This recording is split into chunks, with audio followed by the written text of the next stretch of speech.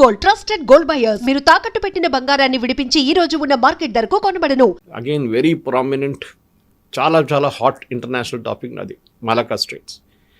దాంట్లో China, US, Philippines, Indonesia వీళ్ళందరి interest దాంట్లో ఉంది. సో వీళ్ళందరికీ వాళ్ళకి ఆ మలక్కా స్ట్రైట్స్ డామినేట్ చేయాలని ఉంది. ఇప్పుడు చూస్తుంటారు మీరు ఫిలిప్పీన్స్ మీద వెళ్ళి వీళ్ళు చైనీస్ వాళ్ళకు బోట్ కొట్టేశారు, వాళ్ళ బోట్ డ్యామేజ్ అయింది వాళ్ళ వైపు నుంచి. రెగ్యులర్గా China wants to dominate South China Sea and Malacca straits. కానీ యూఎస్కి ఏమో వీళ్ళు ఉండకూడదు అక్కడ.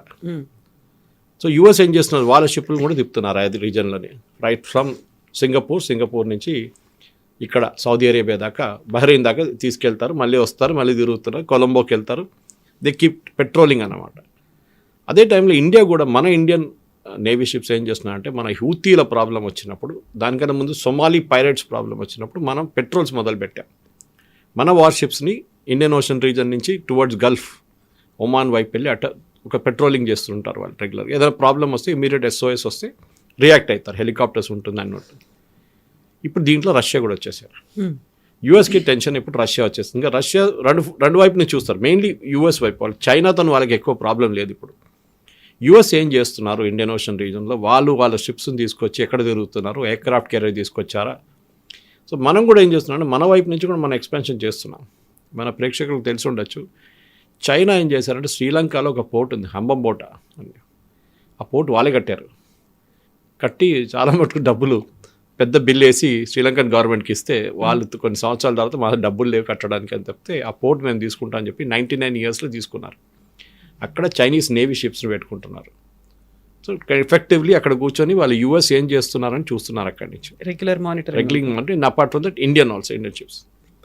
ఇదొక వైపు ఉంటే, మన వైపు అండమాన్ అండ్ నికోబార్ ఐలాండ్స్లో మనకు ఒక కొత్త ప్రాజెక్ట్ పెట్టిపోతున్నాం. మీకు గుర్తుంది, గ్రేట్ నికోబార్ ప్రాజెక్ట్. దాంట్లో మనకు ట్రాన్స్షిప్మెంట్ పెడుతున్నా, అంటే పెద్ద పెద్ద కంటైనర్ షిప్స్ వచ్చి అక్కడ అన్లోడ్ చేసి వెళ్ళిపోతారు సింగపూర్ వైపు, లేకుంటే క్లాంగ్ అని చెప్పి మలేషియాలో ఉంది పెద్ద, అక్కడికి వెళ్ళిపోతుంది. సో మనం ఏం చేస్తుంటే ఆ ఐలాండ్ నుంచి, అక్కడి నుంచి గ్రేట్ నికోబార్ నుంచి దాన్ని విశాఖపట్నం వైపు, చెన్నై వైపు, లేకుంటే కొచ్చిన్ వైపు తీసుకెళ్ళి అక్కడి నుంచి ఇంటర్నల్గా మన కంటైనర్స్ పంపించుకుంటాం. ఇది ఒక పెద్ద ప్లాన్ మన దగ్గర ఉండి 78,000 కోట్ల ప్రాజెక్ట్. ఇది టైం పడుతుంది. ఆల్రెడీ మన దగ్గర అండమాన్ నికోబార్ ఐలాండ్స్లో INS బాజ్ అని చెప్పి ఒక నేవల్ ఎయిర్ స్టేషన్ ఒకటి ఉంది. That is already operating. అది కాకుండా అక్కడ ఆబ్వియస్లీ మనం చెప్పట్లేదు, కానీ అక్కడ కూడా పెద్ద ఒక నేవల్ ఫెసిలిటీ రాబోతుంది దీంతో పాటు నికోబార్. దానికోసం సోనియా గాంధీ, రాహుల్ గాంధీ వీళ్ళందరూ వ్యతిరేకిస్తున్నారు దాన్ని. చైనా వ్యతిరేకిస్తున్నారు, వీళ్ళు కూడా వ్యతిరేకిస్తున్నారు. So you can understand the tie up between these two groups అని చెప్పొచ్చు. అదే టైంలో ఇదే Andaman Nicobar islands top most పార్ట్లో, మన ఐలాండ్ నుంచి, లాస్ట్ ఐలాండ్ నుంచి మయన్మార్ వైపు వెళ్ళేటప్పుడు నడిమిట్లో ఒక చిన్న ఐలాండ్ ఉంది, కాల్డ్ కోకో ఐలాండ్స్, సియో. ఈ కోకో ఐలాండ్స్లో బ్రిటిష్ టైంలో ఒక పాత ఎయిర్ స్ట్రిప్ ఉండే, 500 ఫీట్ అంతా ఉండేది. సడన్గా లేటెస్ట్ శాటిలైట్ పిక్చర్స్ చూస్తే 3,500 స్క్వేర్ ఫీట్ ఎక్స్పాండ్ అయింది. అది ఎవరు చేశారా బాబు అని చూస్తే చైనా వచ్చి అక్కడ కూర్చున్నారు. వాళ్ళకంటే అక్కడి నుంచి ఇండియన్ నేవీ షిప్స్ని చెక్ చేయడము, యూఎస్ కిట బంగ్లాదేశ్ వైపు వస్తే వాళ్ళని చెక్ చేయడానికి చైనా ఐలాండ్ తీసుకున్నారు. వాళ్ళు ఆబ్వియస్లీ ఏదో టైప్ పెట్టుకున్నారు మయన్మార్లో ఉన్న మిలిటరీ వాళ్ళతో, రెజీమ్తో. సో ఇండియన్ ఈ ఓషన్ రీజన్ అనేది బికమ్ అ హాట్స్పాట్ నా. అన్ని ఆర్మీస్, అన్ని నేవీస్ అక్కడ తిరుగుతున్నారు, వాళ్ళందరికీ డామినెన్స్ కావాలంటున్నారు. అదే టైంలో యూఎస్కి, బ్రిటన్కి ఒక చిన్న ఐలాండ్ ఉంది కాల్డ్ డిగో గార్సియా. అది మన కొలంబో నుంచి ఇంకా చాలా కిందకు వస్తే బిఫోర్ సేషెల్స్, ఈ ఐలాండ్ పక్కన చిన్న ఒక ఐలాండ్ ఉంది, పాత బ్రిటిష్ ఐలాండ్ ఉండే. దాన్ని ఇప్పుడు బ్రిటన్ అండ్ యూఎస్ వాడుకుంటున్నారు. అది only for ships, naval ships తీసుకొస్తారు, అక్కడ బర్త్ చేస్తారు, అక్కడ రీఫ్యూలింగ్, అక్కడ ఉండడానికి అన్నీ ఉన్నాయి, then food and all replenishment అన్నీ నడుస్తుంది.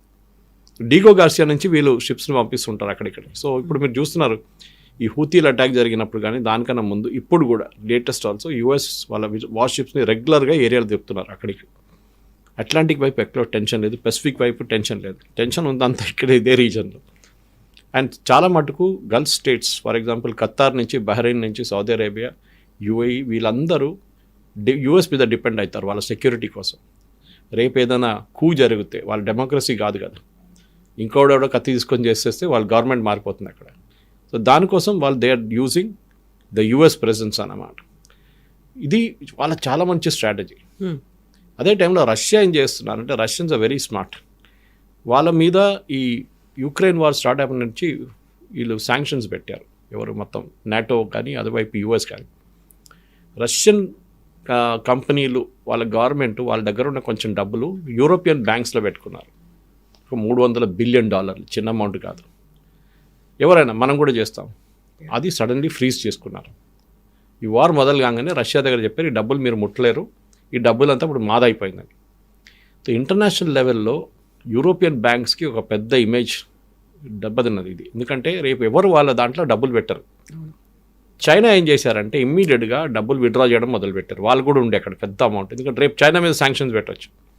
వాళ్ళు దాన్ని బంగారంగా మార్చుకొని ఎక్కడెక్కడో సీక్రెట్ లాకర్స్లో పెట్టుకున్నారు. అది కాకుండా మిగతా అమౌంట్ తీసుకొని వాళ్ళు సెక్యూరిటీస్లో దాంట్లో ఇన్వెస్ట్ చేయడం మొదలుపెట్టారు చైనీస్ గవర్నమెంట్. చైనా సేఫ్గా అయిపోయారు. కానీ రష్యన్ అమౌంట్ ఇప్పుడు కూడా $300 బిలియన్, దాంట్లో $50 బిలియన్ ఆల్రెడీ యూక్రెయిన్కి ఇచ్చారు. It's illegal, blatant. ఇప్పుడు మీ బ్యాంక్ అకౌంట్ ఉందండి, రేపు వచ్చి ఫ్రీజ్ చేసి బ్యాంక్ అకౌంట్ నుంచి డబ్బులు ఇవ్వడానికి వాడుకుంటే you cannot agree to that. So ఇది జరుగుతుంది. రష్యా ఏం చేశారంటే అది కాకుండా ఆఫ్రికాలో చాలా మటుకు ఆఫ్రికా రూల్ చేసింది ఫ్రెంచ్ వాళ్ళు. సంవత్సరాల నుంచి ఆల్మోస్ట్ 200-300 ఇయర్స్ ఫ్రెంచ్ కొలోనియల్స్ ఉండే. మన దగ్గర ఇట్లా బ్రిటిష్ కాలనీ, అది అక్కడ ఫ్రెంచ్ కాలనీ ఉండే. దానికోసం most Africa speak very good French. ఆ ఫ్రెంచ్ కంపెనీ అక్కడ వాళ్ళు ఏం చేశారంటే ఫ్రెంచ్ వాళ్ళ లోకల్ గవర్నమెంట్ ప్రాబ్లం మొదలు పెట్టినప్పుడు, వాళ్ళకి ఇండిపెండెన్స్ కావాలన్నప్పుడు ఫ్రెంచ్ వాళ్ళు పారిపోయారు. కానీ ఫ్రెంచ్ వాళ్ళ రీప్లేస్మెంట్ రష్యన్స్ వచ్చారు. రష్యన్స్కి ఒక బాగా యాటిట్యూడ్ ఉంది, మీరు గవర్నమెంట్ ఎట్లైనా నడిపించుకోండి, డెమోక్రసీ మాకు పనికిరాదు, మాకు కావాల్సింది అక్కడ ఉన్న మినరల్స్ మిగతా అన్ని నేను చూసుకుంటా, మీకు డబ్బులు కావాలని డబ్బులు ఇస్తాం. Same thing China was doing now. Djibouti అని చెప్పి ఆఫ్రికాలో కార్నర్లో ఒక పెద్ద నేషన్ ఉంది, క్యాపిటల్ జిబూతి. జిబూతిలో దెర్ ఇస్ 600 మంది ఉన్న చైనీస్ ఒక ప్లేస్మెంట్ అక్కడ పెట్టారు, ఒక బెటాలియన్ తీసుకొచ్చి. చైనా వాళ్ళు ఎక్కడ చైనా, ఎక్కడ Djibouti. So everywhere string of pearls అని చెప్పి చైనా వాళ్ళు ఒక స్ట్రాటజీ తీసుకొచ్చారు ఇండియన్ ఓషన్ డామినేట్ చేయడానికి. మనమేమో మన వైపు నుంచి ఉన్న మన పెట్రోలింగ్ వైపు పెట్టి మన కార్నికోబార్ ఐలాండ్స్ ఇక్కడ లక్షద్వీప్లో కూడా మనకు బేస్ పెట్టాము, ముందు లేకుండే. కార్వార్ అక్కడ నేవల్ బేస్ స్ట్రెంగ్తన్ చేసాం మనం. కొచ్చిన్ షిప్ యార్డ్లు తయారు చేయడము, షిప్స్ రిపేర్ చేయడం అక్కడ మొదలుపెట్టాం. సో ఓవరాల్ ఇండియన్ ఓషన్ రీజన్ని డామినేట్ చేయడానికి రష్యాకి ఒక ఆప్షన్ తీసుకొచ్చాం మనం. ఇప్పుడు యూఎస్కి ఏం చేయాలని అర్థం కావట్లేదు. శాంక్షన్స్ ఎట్లా పెడతారు, పెట్టలేరు. వీఆర్ జస్ట్ టెలింగ్ మీకు కూడా. ఇన్ఫ్యాక్ట్ అదే అగ్రిమెంట్ మనకు యూఎస్తో ఉంది, the same agreement which is sign with Russia. యూఎస్తో కూడా సైన్ చేస్తాం, కానీ యూఎస్కి మన ప్రెసెన్స్ అక్కర్లేదు. వాళ్ళకి బహ్రీన్ ఉంది, పక్కన యెమెన్, ఒమాన్ ఉన్నారు, ఇటువైపు ఏమో డిగో గార్సియా ఉంది, కాబట్టి శ్రీలంకకి వెళ్ళిపోవచ్చు రేపు. అది కాకుండా మనం ఇంకొక స్టెప్ తీసుకున్నాం, అది ఎక్కువ కవరేజ్ రాలేదు మన మీడియాలో.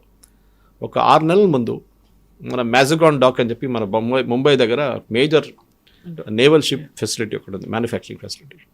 వాళ్ళు శ్రీలంకలో ఒక నేవల్ షిప్ కంపెనీ ఉంది కొలంబో దగ్గర. They went to huge losses, వాళ్ళకి డబ్బులు లేదు. వీళ్ళు వెళ్ళి స్టాక్ ఎక్స్చేంజ్, కొలంబో స్టాక్ ఎక్స్చేంజ్లో ఆ కంపెనీని కొనుక్కున్నారు మ్యాజగాన్ డాక్ వాళ్ళు.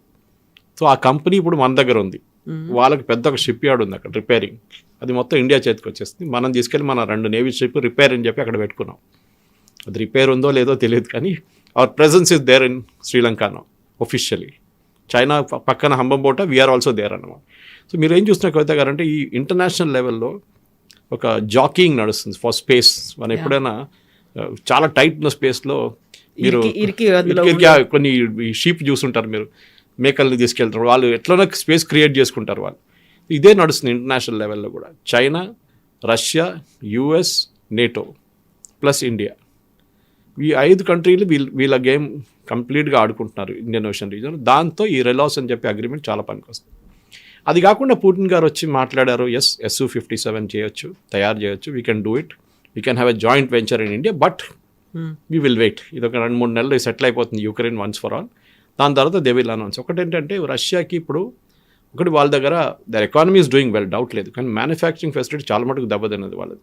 వాళ్ళ ఎక్విప్మెంట్ తెచ్చుకోలేకపోతున్నారు, ఎంబార్గో ఉంది వాళ్ళ మీద.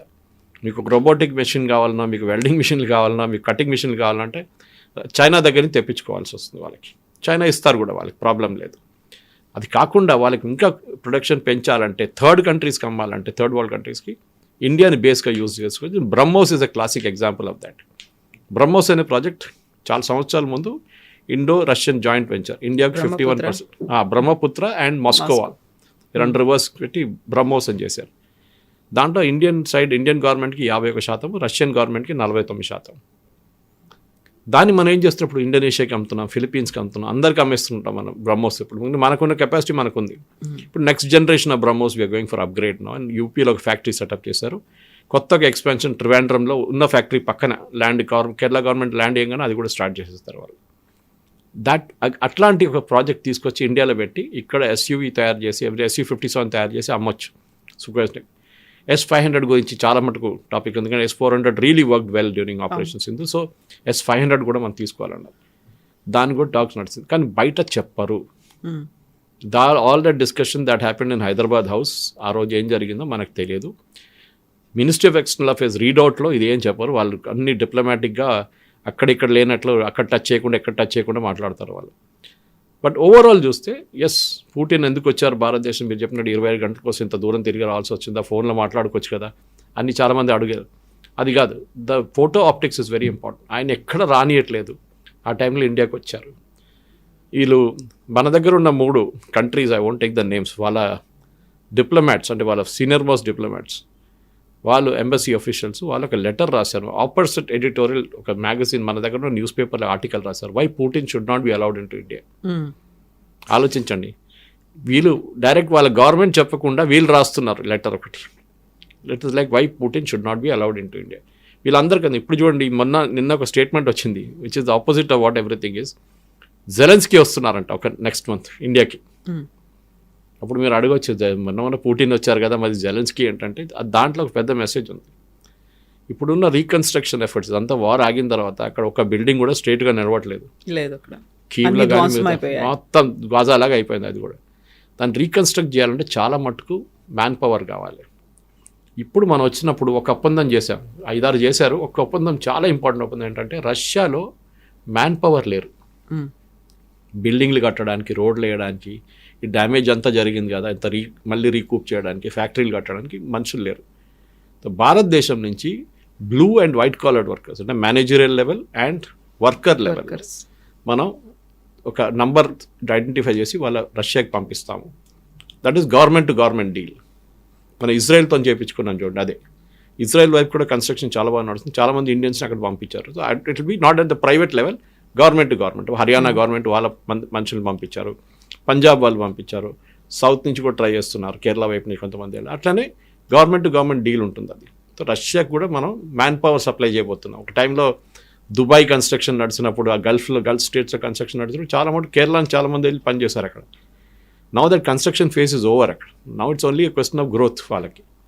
ఇప్పుడు మన దగ్గర ఉన్న ఈ రష్యాతోని ఒప్పందంతో ఏమవుతుందో మన వర్కర్స్ కూడా అక్కడ వెళ్తారు. సో క్వశ్చన్ అక్కడ వచ్చిందంటే, ఇప్పుడు ఇట్లాంటి ఫ్రీజింగ్ ఏరియాస్కి వెళ్తే వీళ్ళు ఎట్లా ఉంటారు, వీళ్ళకి హ్యాబిట్ లేదు అది, -20 degrees, -10 degrees. So Russia said we will create appropriate facilities వాళ్ళ కోసం. అది ఏదైనా టెక్నాలజీ వైజ్ వాళ్ళ వార్మ్ హౌసెస్ ఉండాలనో లేకుంటే క్లోదింగ్ ఉండాలి, అదంతా మేము అరేంజ్ చేస్తాం, కానీ మాకు వర్కర్స్ కావాలి. ఇట్లాంటి కొన్ని 5-6 ఒప్పందాలు జరిగిన అంత తర్వాత, కానీ ఇంపార్టెంట్ అంతా పక్కన పెట్టారు, మాట్లాడుకున్నారు. మూమెంట్ యుక్రెయిన్ వార్ కాగానే ఇది అంతా బయటకు వస్తుంది. ఒకటి మనం మర్చిపోకూడదు, Russia is been a fair weather friend. అంటే ఎప్పుడు మనకు ప్రాబ్లం ఉన్నప్పుడు రష్యా మనతో ఉన్నారు. 71 వార్ కానివ్వండి, మిగతా వార్లు అన్నింటిలో కూడా రష్యా వాజ్ దేర్ విత్. దానికోసం యుక్రెయిన్ వార్ని భారతదేశం వాళ్ళ దగ్గర ఖండించలేదు. There is no place for war అని చెప్పారు మోదీ గారు. It should be a negotiation for peace. కానీ ఎప్పుడైనా యునైటెడ్ నేషన్స్ రెజల్యూషన్ ఏమైనా పాస్ అవడానికి వస్తే అగెయిన్స్ట్ రష్యా, భారతదేశం దాని నుంచి అబ్స్టైన్ చేస్తారు. We will not participate in the vote. అది చాలా ఇంపార్టెంట్. సో కవిత గారు, ఎండ్ ఆఫ్ ద డే ఒక పుటిన్ గారు కూడా వచ్చింది ఇంటర్నేషనల్ లెవెల్లో. మీరు చూడండి, జెఫ్రీ సాక్స్ నుంచి, ప్రొఫెసర్ నుంచి, ఇవాళ నేను చూసాను ఆల్మోస్ట్ ఒక 25-26 వీడియోలు నడుస్తుంది. దాంట్లో 2-3 చూసాను నేను ఇప్పుడు దాకా. అంతే అందరు మాట్లాడుతున్నట్టు it is a master stroke by India. ఇప్పుడు యుఎస్కి ఏం చెప్పలేకపోతున్నారు వాళ్ళు. పుటిన్ని వాళ్ళు తిట్టలేరు, ఎందుకంటే they are speaking to him. మన ట్రంప్ సన్నిలో అక్కడ కుష్నర్ గురించి మాట్లాడుతున్నారు, స్టీవ్ విట్కాఫ్ ఇస్ దేర్, వీళ్ళందరూ క్రెమ్లిన్ ఉన్నారు. అదే టైంలో వీరు పుటిన్ తిట్టలేరు. In fact before coming to India 6 గంటల సేపు ముందు దాకా Putin was speaking to him. మన ఇండియా టుడే ఇంటర్వ్యూ గురించి మాట్లాడాము. So they were there. In fact మళ్ళీ వెళ్తున్నారు, ఇంకో టీం వెళ్తున్నారు. అంటే దెర్ ఇస్ సంథింగ్ హ్యాపెనింగ్. ఎందుకంటే ట్రంప్ అయితే జెలెన్స్కీని పక్కన పెట్టేశారు. He is not a reliable fellow అని తెలిసిపోయింది. అంటారు కదా, you elect a comedian and will get a circus అని చెప్పి. Zelensky is typical of that. ఈ పరిస్థితుల్లో రష్యాకి యుఎస్కి relationship, especially Trump and Putin చాలా మంచి రిలేషన్షిప్ ఉంది వాళ్ళకి. They are really good friends. దాని గురించి చూడండి, ఇప్పుడు దాకా ట్రంప్ రష్యా మీద శాంక్షన్స్ అంటారు కానీ పుటిన్ మీద ట్రాన్సాక్షన్ ఎక్కడ పెట్టలేదు. పుటిన్ మీద అరెస్ట్ వారెంట్ ఒకటి ఇంటర్నేషనల్ కోర్టులో పడింది ఒకటి, అది ఇంప్లిమెంట్ చేయడము అట్లేం లేదు. ఈవెన్ నెటన్యాహు వ్యతిరేకంగా చేశారు ఒకటి. సో పుటిన్కి ఒక ఛాన్స్ దొరికింది ఇంటర్నేషనల్ మీడియా ముందు వచ్చి మాట్లాడడంలో, which is not able to do in Russia. ఇక్కడ ఇండియాకి వచ్చి ప్రైమ్ మినిస్టర్ మోదీతో నిలబడి ప్రెస్ కాన్ఫరెన్స్లో మాట్లాడారు. ఆయన చెప్పాల్సినంత చెప్పేశారు.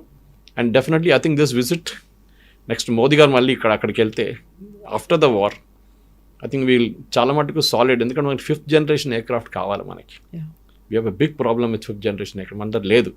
పాకిస్తాన్ చైనా వాళ్ళు ఇస్తున్నారు పాకిస్తాన్కి J-15 J-17 సిరీస్లో, మనకు కూడా కావాలి. మనకి ఇప్పుడు 500 రాకపోతే కూడా S-500 నో ప్రాబ్లం, 400 చాలా బాగుంది. మనకి ఇంకా 4 యూనిట్స్ రావాలి. మనం ఆల్రెడీ డబ్బులు కట్టేసాం దానికి. కానీ అక్కడ ప్రొడక్షన్ ప్రాబ్లం ఉంది రష్యాలో అని చెప్పి ఇంకా మనకి ఇవ్వలేదు. అది కూడా ఇచ్చేస్తే అయిపోతుంది. ఎందుకంటే ఫస్ట్ సెట్ తీసుకొచ్చినప్పుడు US పెద్ద ప్రాబ్లం క్రియేట్ చేశారు.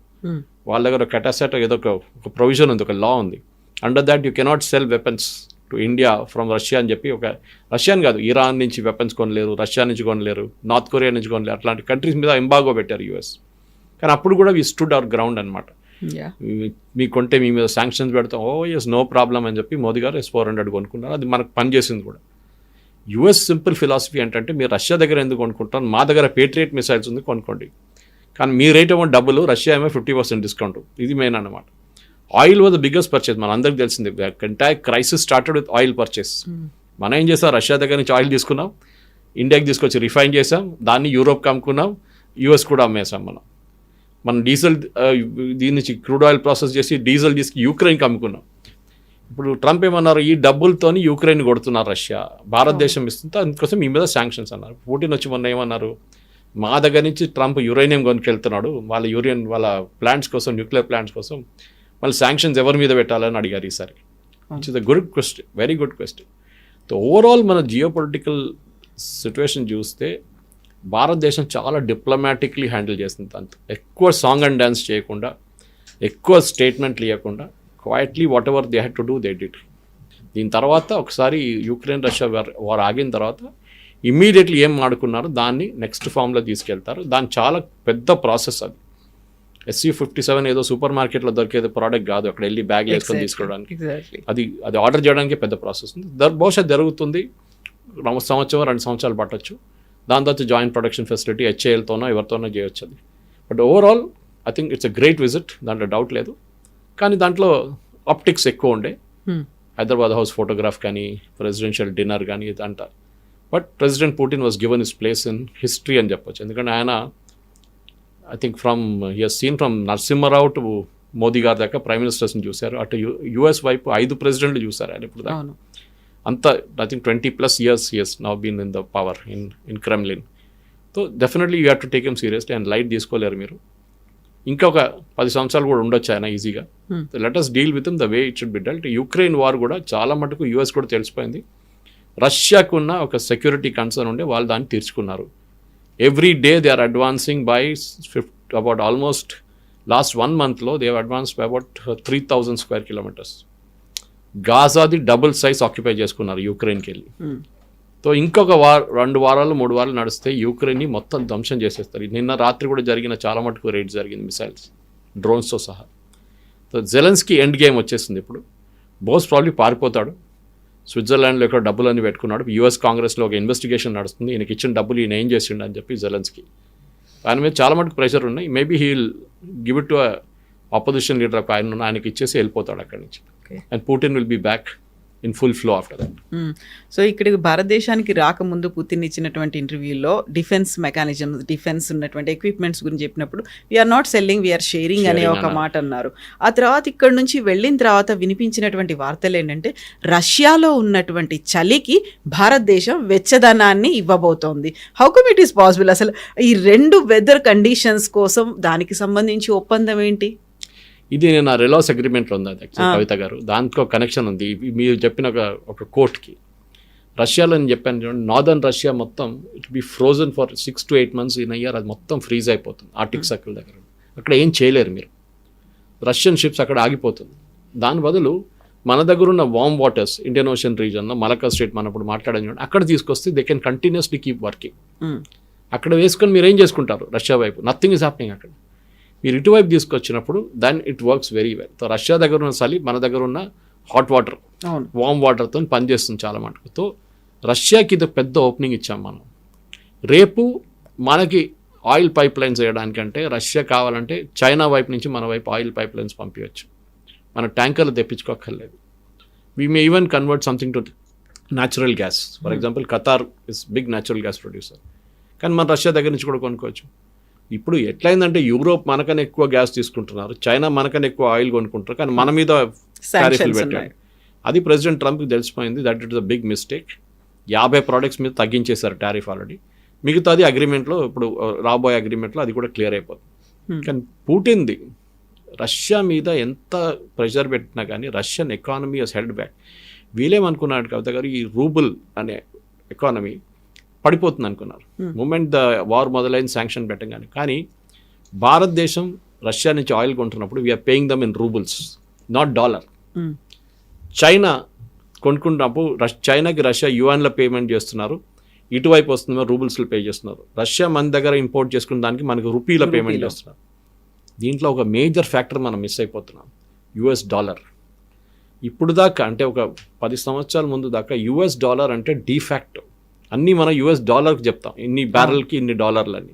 ఎగ్జాక్ట్లీ. సడన్గా ఈక్వేషన్ నుంచి డాలర్ని తీసేసాం. ఎందుకంటే రష్యా మీద శాంక్షన్స్ పెట్టినప్పుడు యూక్రెయిన్ వార్లో స్విఫ్ట్ అని చెప్పి ఒక ఇంటర్నేషనల్ సిస్టమ్ ఆఫ్ పేమెంట్స్ ఉంది, అదే కంట్రోల్ చేస్తుంది మొత్తం. It's like A software that runs the entire international banking system. ఈ కంట్రీ నుంచి కంట్రీ మనీ మూవ్, డబ్బులు మూవ్ చేయడంలో అంతా.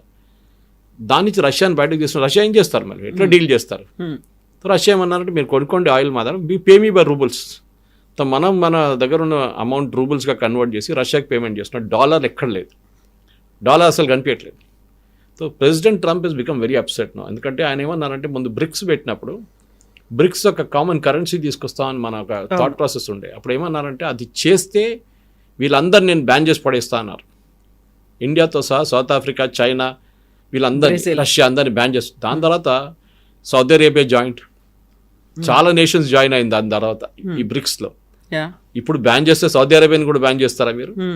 సో సౌదీ అరేబియా కూడా కొంచెం అగ్రెసివ్ అయిపోతుంది. ఎందుకంటే వాళ్ళకేం తెలిసిందంటే రష్యన్ ఆయిల్ $40 వీళ్ళు భారతదేశానికి అమ్ముతున్నప్పుడు మా ఇదేమో 80 నుంచి నడుస్తుంది. ప్రెసిడెంట్ ట్రంప్ ఏమంటున్నారు, దాన్ని కూడా తగ్గించాలి, మీరు ఆయిల్ ప్రొడక్షన్ పెంచుకోండి అంటున్నారు. ఎప్పుడైనా ఎకనామిక్స్లో సప్లై అండ్ డిమాండ్లో సప్లై ఎక్కువైపోతే ప్రైస్ పడిపోతుంది. ఏమంటున్నారంటే సౌదీ అరేబియా దగ్గర మీ ఆయిల్ ప్రొడక్షన్ పెంచండి, తీసుకెళ్తే ఇది $50 పడిపోతుంది పర్ బ్యారెల్. రష్యా ఏమో 40కి అమ్ముతున్నారు. So Russia will not be able to cell. కానీ సౌదీ అరేబియా చేయడానికి రెడీ లేరు, ఎందుకంటే వాళ్ళకి బేసిక్ ప్రొడక్షన్ కాస్ట్ ఉంటుంది. ఆ ప్రొడక్షన్ కాస్ట్ తర్వాతే వాళ్ళకి ప్రాఫిట్ వస్తుంది. వాళ్ళంటే మేము చేయమంటున్నారు. అక్కడ ఒక ఫ్రిక్షన్ వచ్చేస్తుంది వాళ్ళ నడిమిట్లో, ఇద్దరు నడిమిట్లో, US and Russia, Saudi Arabia నడిమిట్లో. అట్లా అన్నిట్లో చూస్తే రష్యాని ఎట్లనో కౌంటర్ చేయాలని చూస్తున్నా కానీ అన్నిట్లో రష్యా బయటపడుతున్నారు.